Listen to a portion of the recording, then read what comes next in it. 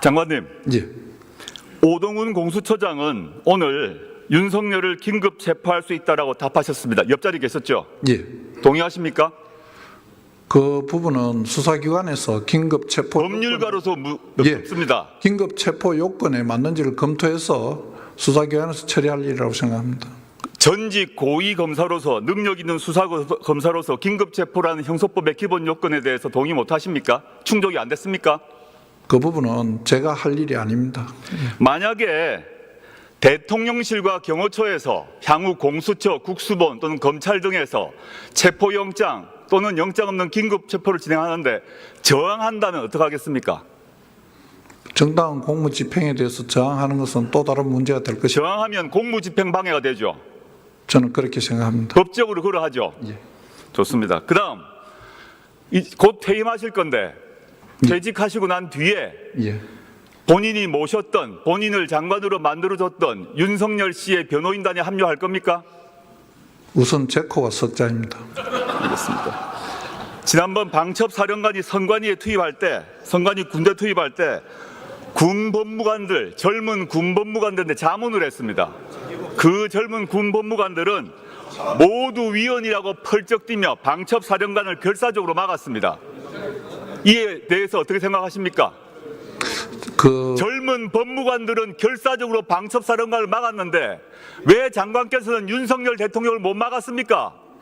못 막은 결과에 대해서는 죄송하게 생각합니다만 그날 그 자리에 있었던 총리 이하 모든 분들이 여러 가지 이야기와 행동으로 다양한 막기 위한 노력을 했다는 말씀은 분명히 알겠습니다. 드릴 수 있습니다. 예. 총리님 앞으로 나와주세요.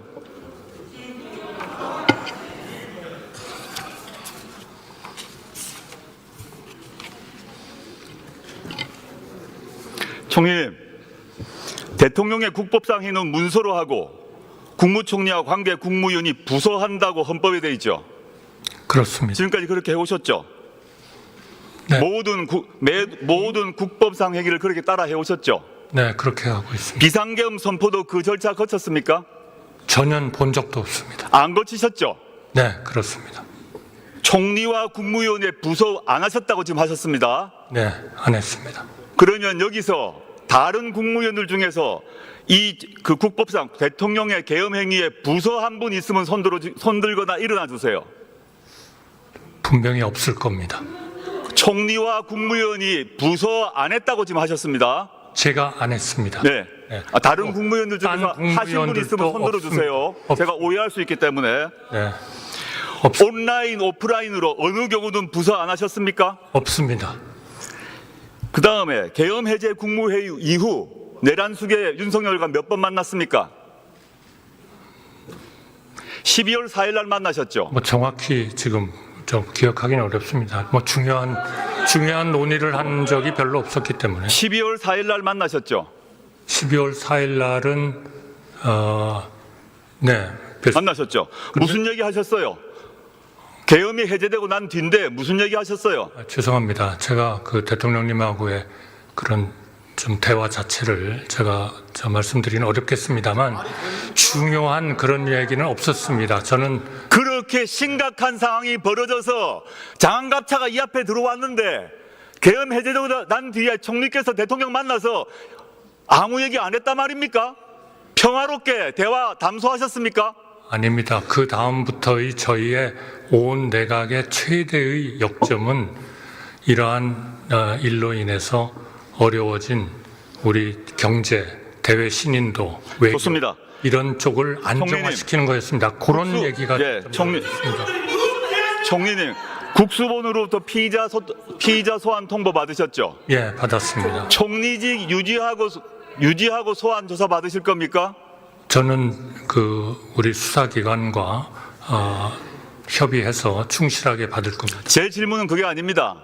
총리직 유지하면서 소환 조사 받으실 겁니까? 역사상 최초의 그런 총리가 되실 겁니까?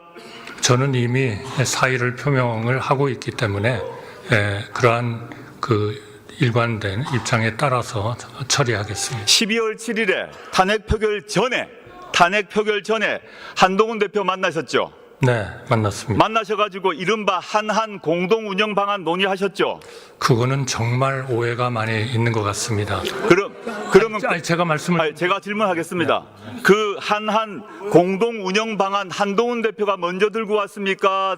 총리께서 준비하셨습니까? 저는 본 적도 없습니다. 그날 현장에서 한동훈 대표가 발표한 그 문안, 대통령 권한을 인수한다는 그 문안 언제 보셨습니까? 본 적이 없습니다. 그날도 못 봤습니까? 못 봤습니다. 못 보고 공동 성명하셨습니까? 저는 당정 간에 앞으로 이 어려운 위기 아니 그날 못 보셨단 말이죠. 발표 날 본 적이- 한동훈 대표가 그 문장을 읽을 그 순간까지 못 보셨단 말입니까? 못 봤습니다. 알았습니다.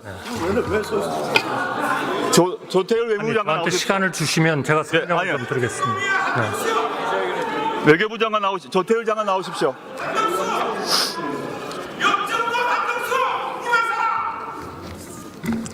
네, 조 장관님. 12.3 국무회의 참석하셨죠? 네. 그때 반대하셨다고 말씀하셨죠? 네. 지난 3일 밤에 네. 3일 밤에 필립 골드버그 미 대사가 장관께 전화했는데 왜 안 받았습니까? 상황이 너무 급박하게 돌아가고 있고 잘못된 정세 판단, 상황 판단으로 해서 미국을 미슬리드하고 싶지 않았습니다. 그런데 8일 날에 미 대사 다시 만나셨죠? 네. 대사가 뭐라고 했습니까? 장관께. 뭐 대사하고 나눈 얘기를 여기서 상세히 말씀드리는 건 적절치 않다고 생각합니다. 보도에 따르게 되게 5일 날도 만났고 8일 날도 만났습니다. 8일 날 미 대사가 한덕수 한동훈 공동 국정 운영 체제에 대해서 헌법에 부합하느냐라고 질문을 했죠. 여러 가지 불투명한 상황에 대한 걱정도 했고 궁금한 것들을 서로 의견 교환을 했습니다. 장관님 시간이 많이 없습니다만은 하나 더 여쭙겠습니다. 마지막으로 현 시점에 네. 조만간 트럼프 대통령이 취임을 하죠. 네. 특사를 보내야 되죠. 뭐 특사를 꼭 보내야 되는 건 아니지만 어떤 식으로든 예. 네. 특사를 보낼 수 있는 권한을 현재 누가 갖고 있습니까? 장관이 갖고 계십니까? 아까 그 국방부 차관도 얘기했지만 대통령으로서 군 통수권과 함께 외교 권한도 현재 대통령이 갖고 현재 있습니다. 여전히 군 통수권, 개헌권, 검사장 임명권, 각종 외교에 대한 모든 권한을 윤석열 내란 수계가 가지고 있죠. 법상으로 그렇게 생각하고 있습니다.